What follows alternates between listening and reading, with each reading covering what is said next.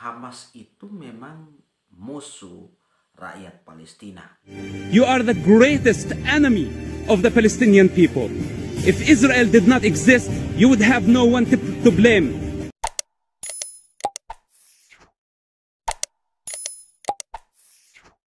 Ya, salam saudara yang diberkati oleh Tuhan. Hari ini saya ingin berbagi berkaitan dengan masalah Palestina dan Israel. Dan kalau kita lihat dua kubu ini sebenarnya memiliki kepentingannya masing-masing. Dan kalau kita lihat bahwa di Israel disebut dengan istilah Zionis, dan Palestina itu ada satu kelompok yang namanya Hamas. Dan saya barusan melihat salah satu video yang merupakan seorang yang pernah hidup bersama dengan para Hamas. Dia menceritakan kembali bagaimana perlakuan para Hamas kepada rakyat Palestina. Dan orang ini membuka rahasia itu di satu sidang internasional. Dan dia mengatakan bahwa Hamas itu memang musuh rakyat Palestina. Nah, kita tahu bahwa Indonesia sangat mendukung dan memiliki kerinduan supaya Palestina itu merasa nyaman, merasa damai dan hidup dalam kemerdekaan, tidak ada penjajahan.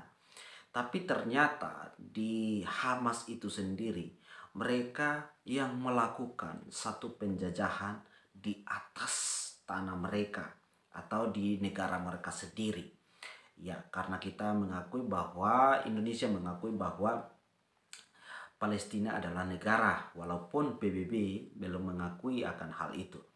Tapi kita sebut saja bahwa mereka adalah satu negara. Nah, kita lihat bahwa orang ini sangat keras mengatakan bahwa Hamas itu musuh rakyat Palestina. Untuk lebih jelasnya kita saksikan video ini supaya kita mendapatkan gambaran yang lebih jelas dan informasi dari rakyat Palestina itu sendiri terkait dengan Hamas. Take the floor on behalf of the UN Watch. My name is Mus'ab Hassan Youssef. I grew up in Ramallah as a member of Hamas. I address the words to the Palestinian Authority, which claims to be the sole legitimate representative of the Palestinian people. I ask, where does your legitimacy come from? The Palestinian people did not elect you, and they did not appoint you to represent them. You are self-appointed. Your accountability is not to your own people. This is evidenced by your own total violation for their human rights. In fact, the Palestinian individual and their human development is the least of your concerns. You kidnap Palestinian students from campus and torture them in your jails. You torture your political rivals.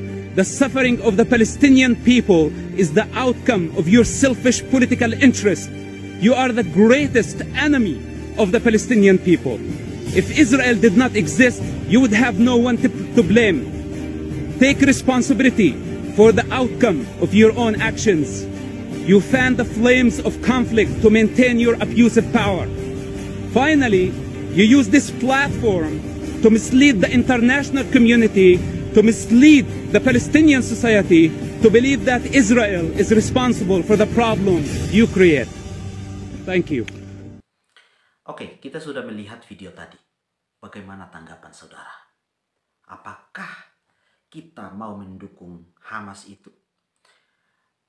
Apakah kita mau mendukung Zionis itu? Tentu kita pasti berpikir, ternyata mereka memiliki pandangan, mereka memiliki satu masalah di negara mereka sendiri. Rakyat Palestina sangat merasa Hamas itu memperlakukan mereka sangat tidak adil. Kalau di Israel tentu banyak orang Islam juga di sana, Islam, Kristen dan agama lain di sana. dan pasti juga orang-orang Kristen di sana memiliki kerinduan yang sama, yaitu supaya Zionis-Zionis itu memiliki hati yang damai supaya akhirnya tidak ada peperangan. Karena kita tahu bahwa yang merugi di Israel dan di Palestina sebenarnya itu orang-orang Kristen. Karena kalau kita tahu bahwa ajaran Kristen itu sebenarnya terkait dengan kasih dan perdamaian. Ya, penekanannya di sana. Tapi ini kita tidak berbicara terkait dengan agama. Kerinduan kita supaya kita bisa memilih dan menilai yang fair bahwa kedua kubu ini sebenarnya memiliki politik untuk mencapai sasaran mereka masing-masing. Tapi karena kita sudah lihat video ini, silahkan saudara menilai mana yang terbaik menurut saudara. Silahkan dukung dan berikan komentar yang baik untuk kemajuan kita dalam berpikir dan kemajuan channel ini.